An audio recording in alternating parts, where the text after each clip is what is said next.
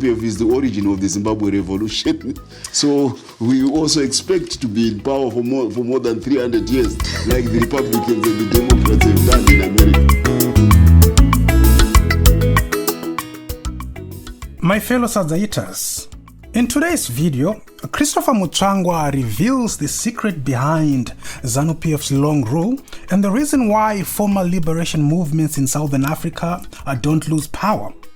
From Angola to Namibia to Zimbabwe to Mozambique and down south in Mzansi, the story is the same. Is it a coincidence that countries which won their independence rather easily also change their governments easily, but countries which had to go to war to attain independence don't change governments at all? Will the opposition ever take power in countries like Zimbabwe, where the military is dominant in national politics? Is it possible to fight an authoritarian regime using democratic means?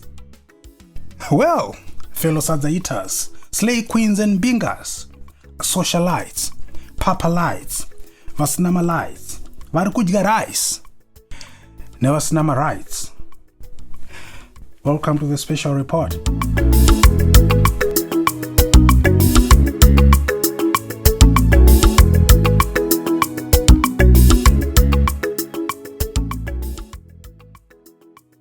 As I said in my intro, there is something unique about the ruling parties in Southern Africa, particularly the ones which came to power via a liberation war.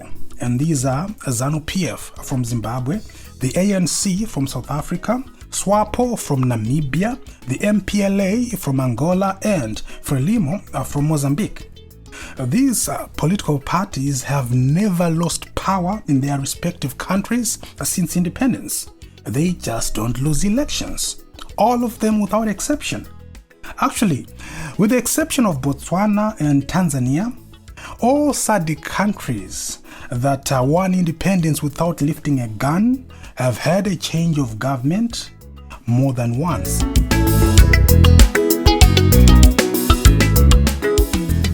Despite the dominance of former liberation movements in Southern Africa, it hasn't been all rosy. In the next video, Christopher Mutsvangwa is asked to explain the relevance of former liberation movements, given that they have lost power completely in Malawi and Zambia, and just now, the ANC is gradually declining in South Africa.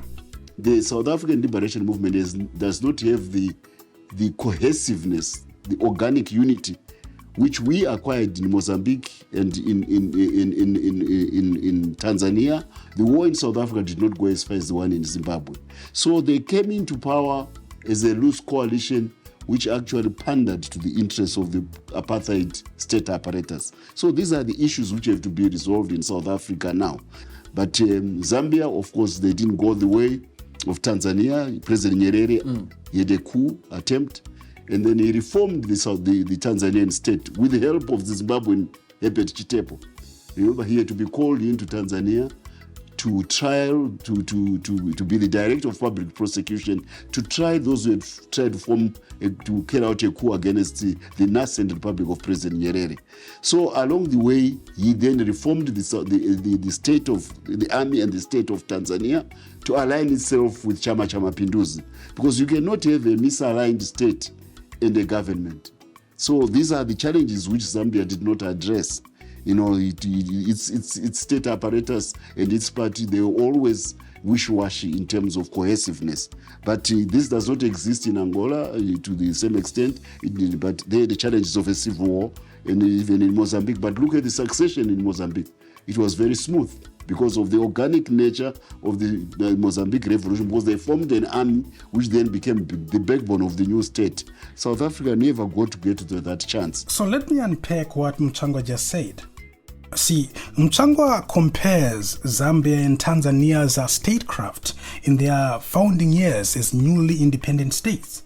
Remember, these two countries got independent without lifting a gun, and they became one-party states. So Tanzania got independent in 1961 under the leadership of Julius Nyerere and his party, Chama cha Mapinduzi. not to be confused with Chama Kuvangu. And Zambia got independent in 1964 under the leadership of Kenneth Kaunda and his party UNIP. So Mutsvangwa says that the fact that these two countries got independent without lifting a gun meant that at independence they established militaries that didn't have the right political orientation. He goes on to say that liberation movements which went to war had the advantage of converting their liberation forces into national armies, which meant that those national armies became an extension of their respective ruling parties, which then explains why the said armies are often biased towards their ruling parties. In the case of Tanzania, Mutsvangwa says that after surviving a coup attempt in 1964, Julius Nyerere reformed the military of that country and aligned it with his political party, Chama cha Mapinduzi, which explains why that party has been in power since 1961 when Tanzania became independent. So Mutsvangwa is saying Kenneth Kaunda made the mistake of not aligning the Zambian military to his political party, which would have guaranteed the immortality of his party. But of course, Kaunda together with his party lost power in 1991 when Zambia held its first democratic elections since independence. In contrast, Julius Nyerere's party, Chama cha Mapinduzi, was able to retain power when Tanzania held its first democratic elections since independence. In explaining the decline of the ANC, Mutsvangwa says the ANC's problem started at independence in 1994 in that it inherited the apartheid state along with its security apparatus. He says the ANC came into power as a loose coalition which pandered to the interests of the apartheid military establishment.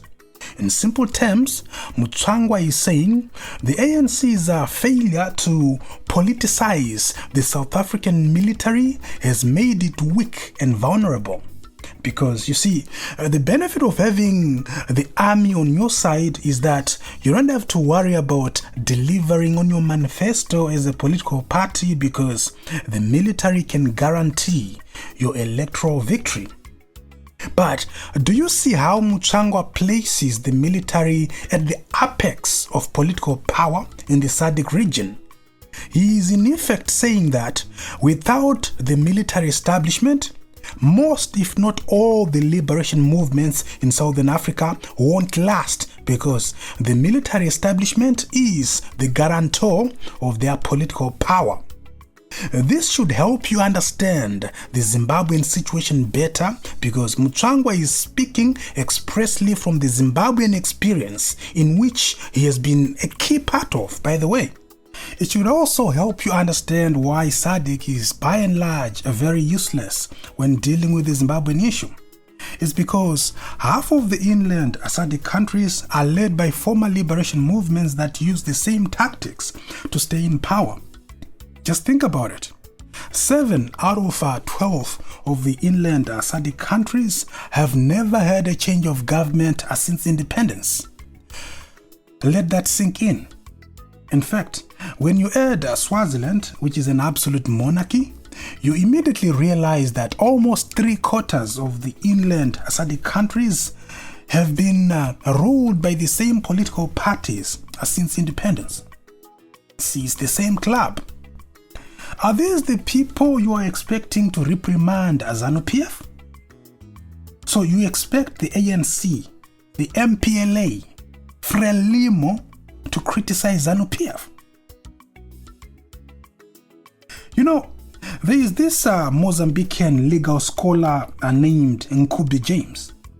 He once said, and here I'm quoting him verbatim, he said, SADC is a club of brother presidents leading sister movements who are prone to supporting rather than condemning each other.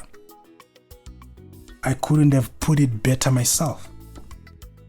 I once made a video explaining how SADC functions. It's available on my YouTube channel. It's titled The History of SADC. If you watch it attentively, you will stop pinning your hopes on SADC. I get a lot of emails every now and then with people asking me about this SADC issue. My brothers and sisters, I don't know how frankly I can say this without hurting your feelings, but the truth is, please get over it. SADC will not reverse the 2023 election. The issue is now water under the bridge. SADC has moved on. If the 2023 election was on the agenda of SADC, then Mnangagwa would not be the incoming SADC chairperson. Just a day ago, the Zimbabwean Foreign Minister, Frederick Shava, took over as the chairperson of the SADC Council of Ministers. The Council of Ministers is a SADC institution which is responsible for implementing the decisions and policies of the SADC summit. Zimbabwe is now chairing it, and ED will soon be taking over as the SADC chair. Now, of course, I know you don't like hearing stuff like this, but hey, I promised to give you guys nothing but the truth. As I always say on this platform, we say it as it is. The solution for Zimbabwe lies in two things: dialogue or a revolution. Not elections, not electoral reforms either. I am one of those people who always argued that we need electoral reforms for there to be free and fair elections in Zimbabwe. I am sorry to say I no longer hold that view. It took me a long time to reconcile the fact that the biggest problem in Zimbabwe is not the law. The biggest problem in Zimbabwe is actually ZANU-PF's refusal to observe the existing laws. It is pointless to push for new laws when ZANU-PF doesn't observe the existing ones. What is going to make ZANU-PF observe the new ones? Going into an election under the watch of ZANU-PF is like getting married to an abusive boyfriend and hoping that marriage will somehow miraculously change him. If he doesn't treat you well during courtship, what makes you think that he will treat you well during marriage? If ZANU-PF doesn't respect the current laws, what makes you think that it will respect any electoral reform? Again, I repeat, our biggest problem in Zimbabwe is not the law. Our issue is a compliance problem. The sooner we come to terms with this, the better. So, either we dialogue or we do a revolution, not elections. No opposition party can win elections in Zimbabwe, particularly the presidential election. It's not possible because the military establishment will never allow you to win. Took me a long time to accept this harsh reality. But even dialogue is tricky because history has shown us that ZANU-PF doesn't dialogue unless it's in a tight corner. ZANU-PF will never reform itself out of power. So you can't convince ZANU-PF to sit down at the negotiating table to talk about its removal from power. They would be crazy to agree to that. You can't nicely ask ZANU-PF to sit down at the negotiating table. You have to make them sit down. And how do you make them sit down? This is where a revolution comes in. Mass action, people power. Remember, the aim for any dialogue should be to engage not just ZANU-PF, but most importantly, the military establishment. We need to return them to the barracks. So let's find out what are their grievances and what are they scared of. What assurances can they be given, if any? Let's discuss how we can get rid of this toxic culture of disputed elections. And for goodness sake, can we stop aligning the military to a political party? Let's move away from the politics of personalities. And instead of strong leaders, let's create strong institutions. Now, I hear a lot of political analysts saying that Mnangagwa is the problem. Well, that's a lie from the pit of hell. You think removing Mnangagwa will solve the issue? What happened when they removed Robert Mugabe? Did that solve things? Mnangagwa is just one small piece of a very big puzzle. You remove Mnangagwa today, someone else will come from the same institution. It's an institutional problem. It's a systemic issue. Zimbabwe needs to reset and restart. Let's sit down in dialogue and talk about our problems and see if we can map the way forward. If we can't convince ZANU-PF to sit down, then let's make them sit down. Are the citizens going to rise and demand for ZANU-PF to sit at the negotiating table so we can discuss the issues of our country?